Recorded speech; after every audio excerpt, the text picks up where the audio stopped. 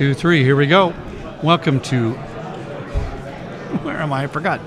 Welcome to SecurityGuideTV.com at Black Hat 2017. I don't know why I thought Black Hat and Aztec rhymed. I got it all mixed up.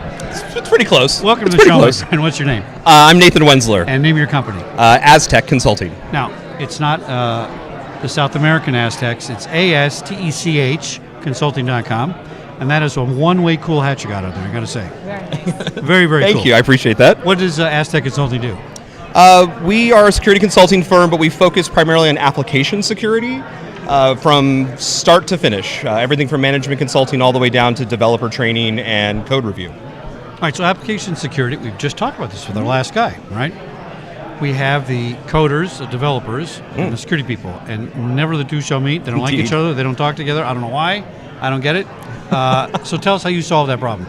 Well, the important thing I think is you mentioned the fact that these are two very, very different groups. Yeah. And I think a lot of companies get caught in the idea that developers should be security people and that security people should be developers. What I think. I think that should be. Well, and unfortunately, they're two very different disciplines. Okay. Security people, not necessarily technologists. We're risk mitigators. Okay, that's a good point. So there's a lot of business function that security brings to the table that developers really honestly shouldn't worry about in my mind. All right. So the translation, though, is the key.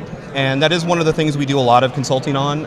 In fact, we even bring in interesting integration tool sets that allow us to take security findings, vulnerabilities, and exploits that are found and give them a developer's context so that when the security people send that information to developers to fix, it's not in security speak, it's actually in code blocks. It's designed so that the developers, it's familiar to them, and then they will fix it because it's something that they understand. So there's a lot of tricks on how to do that. We do both a technology solution and a human solution for that. But that's a really key part of it, is to speak the language they understand. All right, I'm feeling good. I think that's great. I start every conversation, whether I feel good or bad about the subject. I'm feeling positive you're solving something. We'll see how it goes towards the end, though. Fair enough. Jump in there, Dorothy. You got some good questions, So I'm you sure. obviously have a methodology. Could you speak to the consulting component of what you do? How long your company has been around and what types of clients you service? Sure. So Aztec has been in business over 20 years now. Wow. Yeah, we've got an extensive experience, especially in application security. It's what we've focused on since the beginning. And our client base is really everywhere. The nice thing about security, of course, is everyone needs it. That's true. So we do a lot of work in financial sector, but we've done government, we've done manufacturing, we've done technology companies, all across the board. So yeah, it's a quite broad experience we've got to almost any type of company. What's the number one problem you think you guys are solving for when you work on a project? What do you want to put in that code? What do you want to tell the developer? Hey, this is your biggest vulnerability. You got to work with me on this. What is it? Well, we can play the OWASP top 10 game and talk about cross-site scripting and SQL injection as the most common kinds of things. For my take, and my background is a lot of the people side of security, so I'm very focused on culture and that kind of thing. I think the problem that we're really solving is bridging that gap, is getting developers to do what they're really good at, which is write code, but to help them understand context without necessarily making them be security experts. So we can identify the problems, but if we can tell them, here's how you fix it, here's a code block that we would like you to input into the application, they will then remediate that much faster than if we just give them a report out of a tool and say, you figure it out. Right, sure. Right. So the problem that we're solving in a lot of ways is time to fix, where we see commonly 2 to 3 months before a lot of code gets repaired. We're seeing results down to days. Wow. Because we're able to give it to them in a way they understand. It's a really powerful way to get that remediation done faster. Now, are you using any software to do this? Is this good old-fashioned, here's my security guy, we're going to watch it, we're going to code it? How's it work? It's a bit of both. Okay. There is some software in between which we use to do kind of an integration work. We take in all the security results that happen and we parse it not just with the basic risk factors, high, medium, critical, that kind of thing. We also leverage our own expertise into it and refine it, and then associate those findings with code, with clean, solid, well-built code.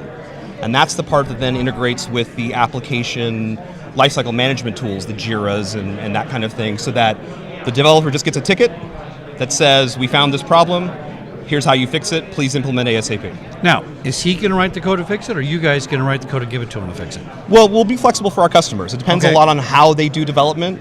Some houses are very focused on free-form development, or they'll have their developers work in tandem, so there's much more of a flexible method of bringing the code to the table.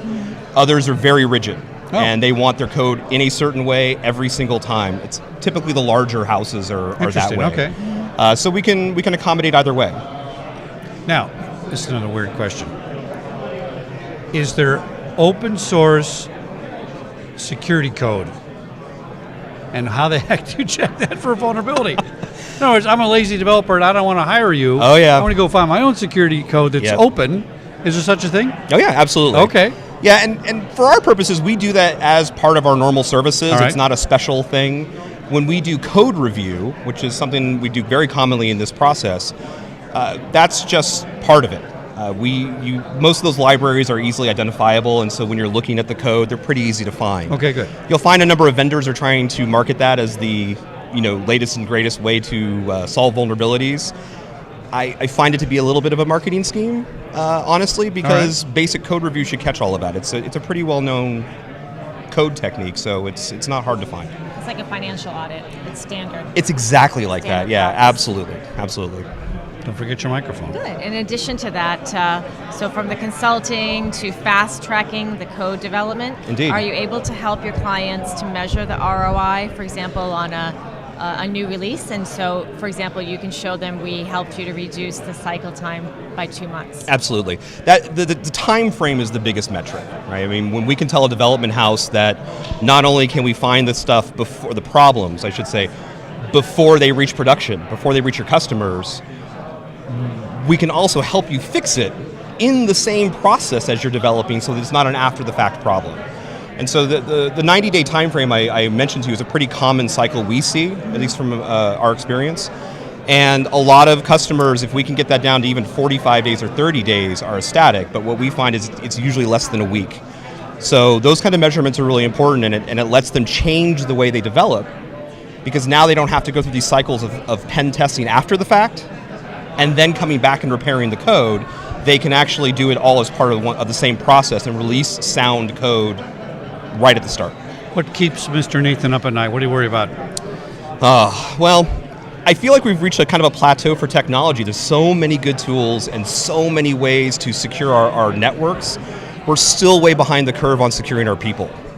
And that's the part that really keeps me up at night, is that we can get better with technology, but until people really take it seriously and make it part and parcel of what they do, we'll always be behind the curve of the attackers. They got to match. The rest. They got to be in sync. 100%.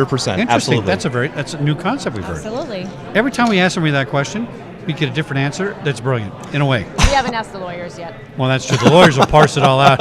Mr. Nathan, AztecConsulting.com. Thanks for coming on. Thank you so much for your time. I appreciate it. SecurityGuideTV.com at Thank Black you. Hat 2017. Thank you. Great. Thank you.